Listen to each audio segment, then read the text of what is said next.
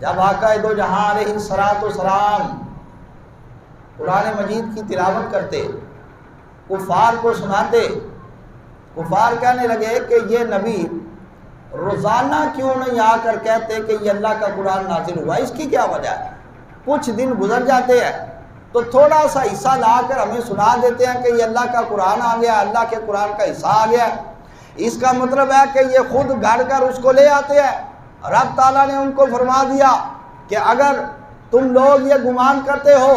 کہ یہ رب تعالیٰ کا کلام نہیں ہے تو فَأْتُوا بِعَشْرِ سُوَرٍ مُفْتَرَيَاتٍ وَادْعُوا مَنِ اسْتَطَعْتُم مِّن دُونِ اللَّهِ، جاؤ اللہ کے علاوہ جتنے تمہارے مددگار ہیں سب کو اکٹھا کر لو اور اس جیسی 10 صورتیں بنا کر دکھا دو، تسلیم کر لیں گے کہ تم واقعی اپنے دعوے کے اندر سچے ہو۔ مگر رب تعالیٰ کے قرآن کا مقابلہ کون کر پائے؟ جب نہیں کر پائے، رب تعالیٰ نے چیلنج ذرا ہلکا کر دیا، تخفیف کر دیا، فرمایا ایسا کرو ایک صورت بنا کر لے آؤ۔ نہیں لا سکے، جب نہیں لا سکے تو پتہ چل گیا کہ یہ بندے کا کلام نہیں، یہ کلام خدا ہے۔ حتیٰ کہ لبید بن ربیعہ یہ ان شعراء عرب میں سے تھا کہ جو شعراء اپنی زبان عربی پر اتنی مہارت رکھتے تھے، اتنا عبور رکھتے تھے کہ ان کے قصیدے پورے عرب کے اندر مشہور تھے،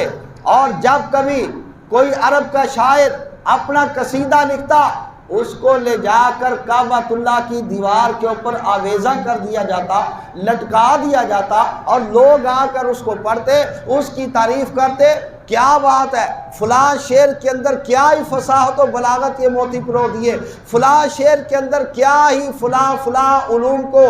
ایک سمندر کو کوزے کے اندر بند کر کے رکھ دیا، کون ہے جو اس کا مقابلہ کر پائے؟ مگر قربان جائیں جب اللہ کے قرآن کی سب سے چھوٹی صورت نازل ہوتی ہے،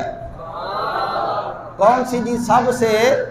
چھوٹی سورۃ الکوثر، انا اعطیناک الکوثر فصل لربک وانحر ان شانئک هو الابتر۔ اس سورت کو محبوب خدا کے حکم سے کعبۃ اللہ کے اوپر جا کے لٹکا دیا گیا اور اعلان کر دیا گیا یہ اللہ کا قرآن ہے، آ جاؤ فصحاء کدھر ہے، آ جاؤ بلغاء کدھر ہے، اپنی زبان پہ اترانے والے کدھر ہے، فصاحت و بلاغت پر ناز کرنے والے کدھر ہے، اپنے علوم پر اترانے والے کدھر ہے، مقابلہ کرنے والے کہاں ہیں؟ آ جاؤ، یہ اللہ کے قرآن کی سب سے چھوٹی صورت آپ کے سامنے پیش کی جاتی ہے، اس کا مقابلہ کر کے دکھاؤ۔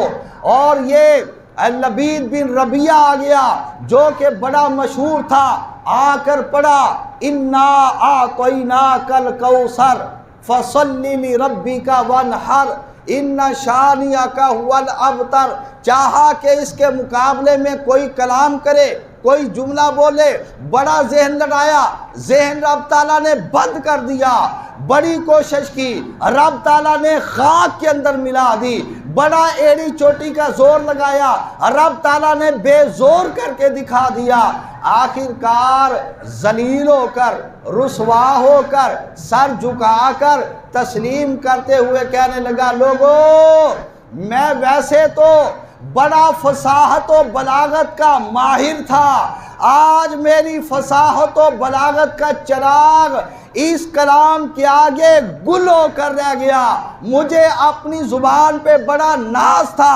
آج وہ میرا ناز اس کلام کا مقابلہ کرنے سے عاجز آ گیا، مٹی کے اندر مل کر رہ گیا۔ وہ کہنے لگے ہوش کے ناخن لو، مقابلہ کرو۔ کہنے لگا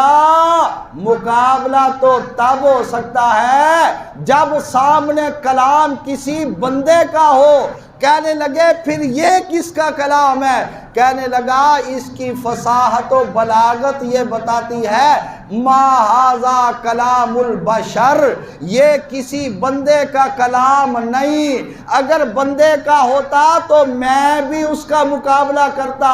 یہ بندے کا کلام ہی نہیں ہے، اس واسطے اس کا مقابلہ کرنے کی میرے اندر طاقت ہی نہیں ہے۔